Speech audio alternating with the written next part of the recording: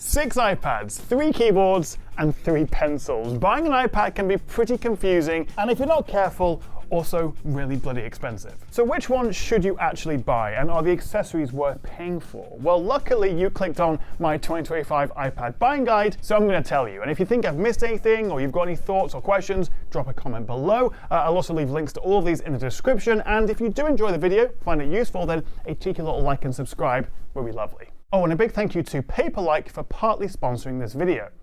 Let's kick off with a little bit of a lightning round. There are 7 things you need to know before you go out and buy one of these. Number 1, and you really can't go wrong with any of them. They're all fantastic tablets, and pretty much every app and game on the App Store will run on any of these new iPads. All new iPads also claim around 10 hours of battery life. They all have at least one 12-megapixel camera on the front and the back. They all support Apple Pencils, plus they all use USB-C ports for charging and connecting accessories. There's no more faffing around with the older Lightning port. Higher-end iPads with the Mini and the Air and then the Pros, in that order, are faster. They get better screens, better cameras, better connectivity, better accessories, and all bar this one, the cheapest one, they all support Apple Intelligence. Number 2, how are you actually going to use your iPad? I know it's a bit of a vague, annoying question, but it's actually really important to make sure you don't overspend. Number 3, and you don't need to buy a new iPad. You could also check out used or refurbished models. You could save a lot of money by going with a last-gen iPad like this Air M2 or maybe a Pro from a couple of years ago. Just make sure you're getting decent warranty from the retailer.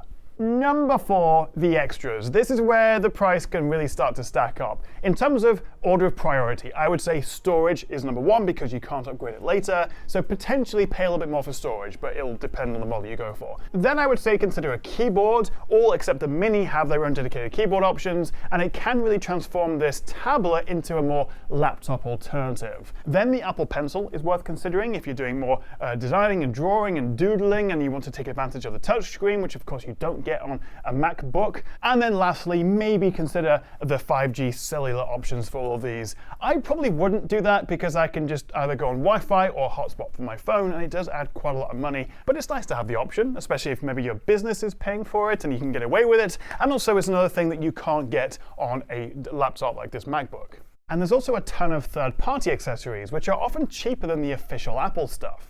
Number 5, and would a laptop, a MacBook most likely, because you're probably in the Apple ecosystem, actually be the better choice? I have my little script on here. This is the new Air M4, and it's faster, it's cheaper, and the fact that it costs the same, $999 in the UK and the US, as the base 11-inch iPad Pro, and also gets a keyboard. Yes, with a Magic Keyboard, they can be almost a laptop alternative, but I wouldn't say they're a laptop replacement. Number 6, and unfortunately, Apple has not sponsored this video. There's no big fat check from Tim Cook on my desk. So please consider rivals, alternatives. You've got Galaxy Tabs, you've got Honor Magic Pads, OnePlus Pads, you've got the really cheap Kindles, and if you want a proper Windows desktop experience, then maybe a Microsoft Surface Pro. For my money, though, I do still think these are the best tablets, especially if you're already in the Apple ecosystem with an iPhone or a MacBook. And then number 7, Apple Intelligence. All iPads with an M series chip, so M1, M2, M3, M4, and also the A17 Pro that we have in the iPad Mini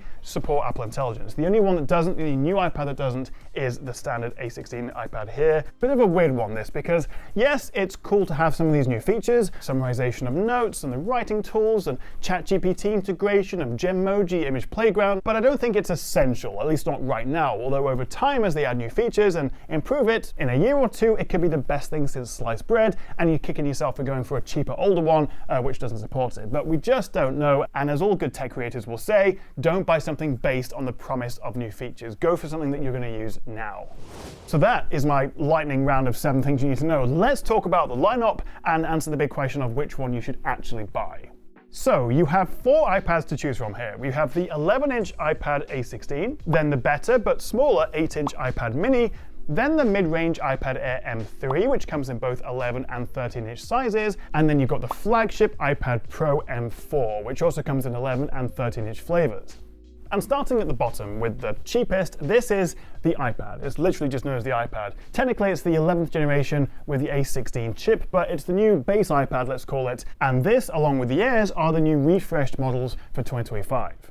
Now, compared to the previous 10th gen iPad, Apple says the A16 chip in here is 50% faster. We also get double the base storage, now 128 gigs, also 6 gigs of RAM, up from 4. We have Bluetooth 5.3, better camera performance, and all for the same price. $329 here in the UK, $349 in the US, and there's also a new 512 gig storage option. The 11-inch 60Hz 500 nit True Tone Liquid Retina display is the same as before, and it's fine, but it's not as bright or color accurate as the rest of the range, and it's also not laminated, so you have this little air gap between the glass and the screen. And also there's no anti-reflective coating, which the rest of the lineup benefit from.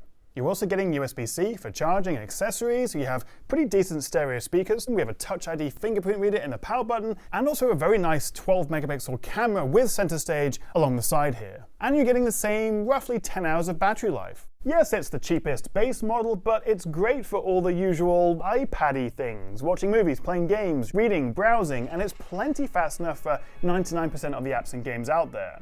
And they're fantastic for kids with all the learning apps, and you have a ton of parental controls to limit watch times and what they can buy or download.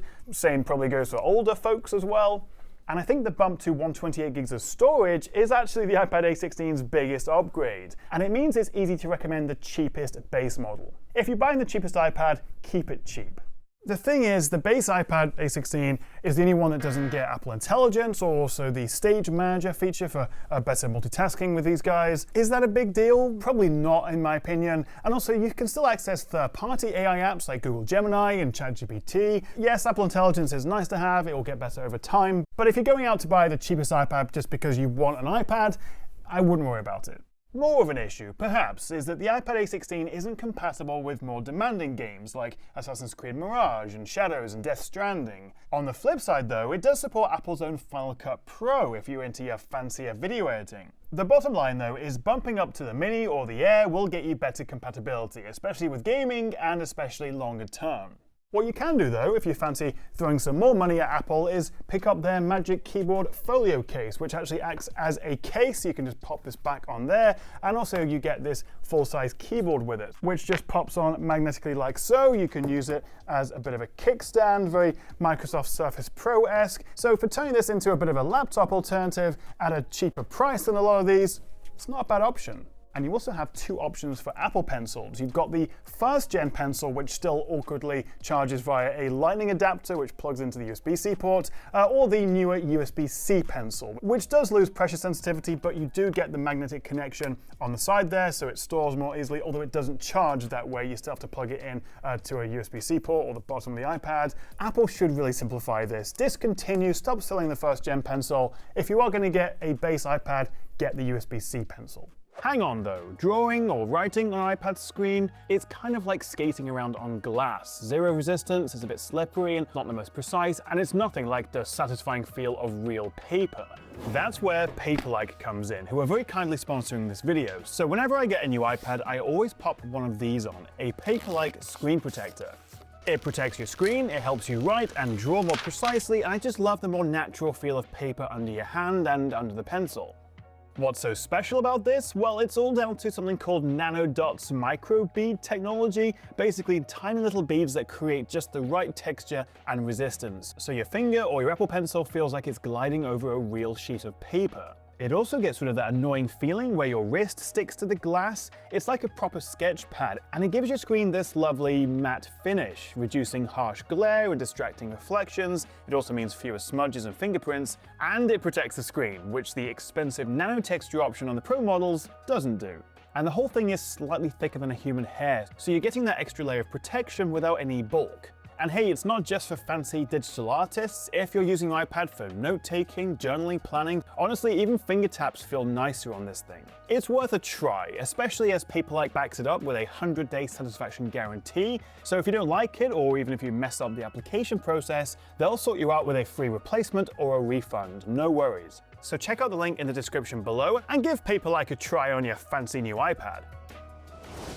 Then we have the iPad Mini, literally the most pocketable iPad. 8-inch screen, it is by far the smallest iPad, and I actually really like this, although it might be the hardest to recommend.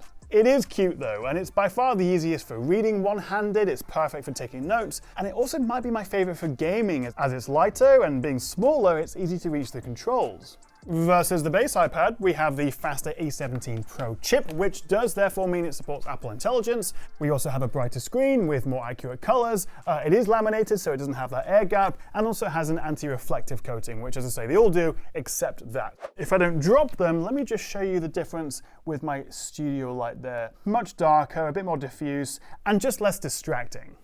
And also, fun fact, the Mini has the highest DPI, meaning it's the sharpest looking display of any iPad. Base storage is 128 gigs, which is plenty for most of us. The USB-C port is faster if you're transferring files from a storage drive, for example. And it supports both the Apple Pencil USB-C and the best Pencil Pro.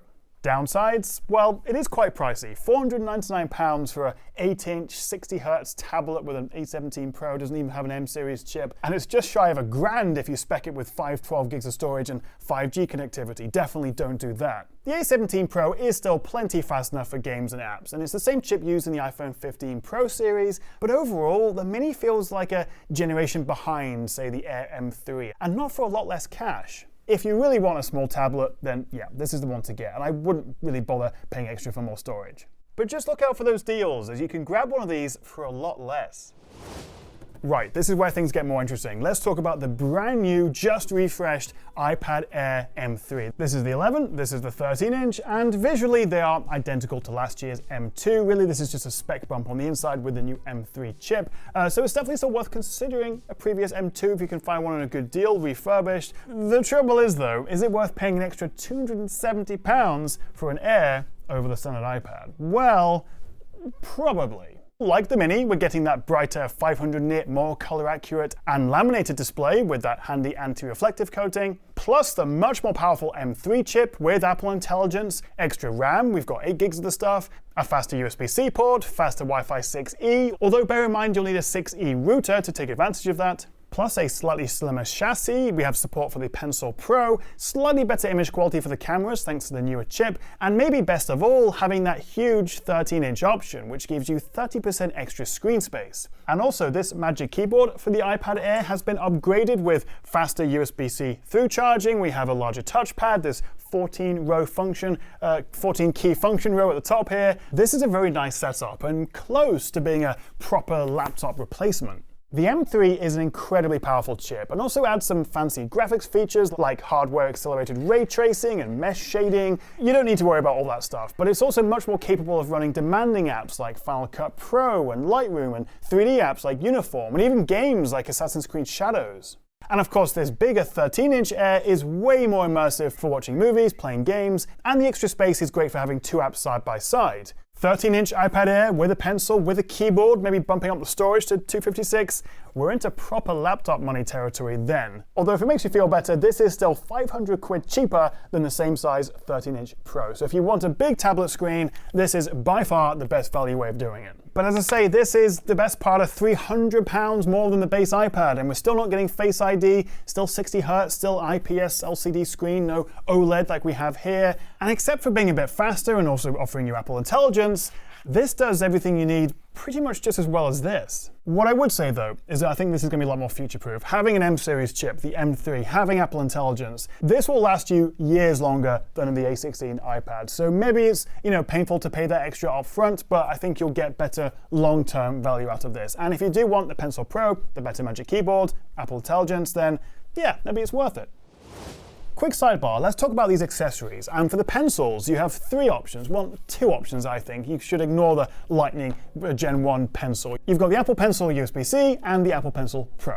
All new iPads work with the Apple Pencil USB-C, which attaches magnetically but does lack that wireless charging, and also you don't have pressure sensitivity. However, these guys, all of them basically except for this one, do support the new Pencil Pro, which is the most feature-rich and just best all-round pencil that you can get. It adds wireless charging, you get pressure sensitivity, haptic feedback, you've got squeeze and barrel roll controls, plus there's Find My in case you drop it down the back of the sofa, which you probably will. Yes, there are older pencils. There's a Gen 1, this guy's a Gen 2, but they're kind of both discontinued now, except for this with this, but as I say, wouldn't really bother. If you care enough about drawing and doodling and painting to not just use your finger, then I would almost certainly recommend the Pencil Pro. The best combination is probably an iPad Air with a Pencil Pro, although bear in mind that because these are 60 Hz, it doesn't have the ProMotion of these, it will be a little bit more responsive doodling and drawing and painting, whatever it is you're doing, on the Pros with a pencil.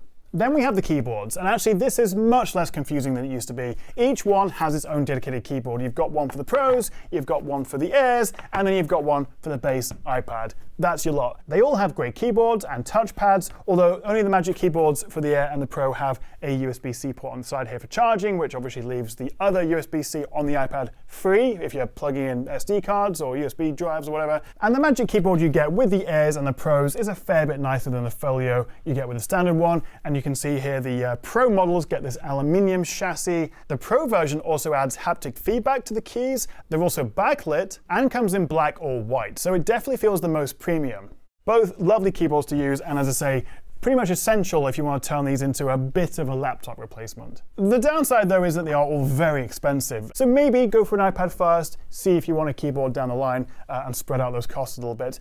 Last but not least, we're almost there, I promise, the iPad Pros. Again, 11 and 13-inch screen sizes, and these are a lot nicer. Firstly, we have a ProMotion, so 120Hz OLED display, and it is a big step up from the Air, with deeper blacks, better contrast, higher brightness, and also for the first time, an optional nano texture coating. Although you have to spec it up to 1 or 2 terabytes of storage, which is insanely expensive, but it does help to reduce glare, although at the expense of some contrast.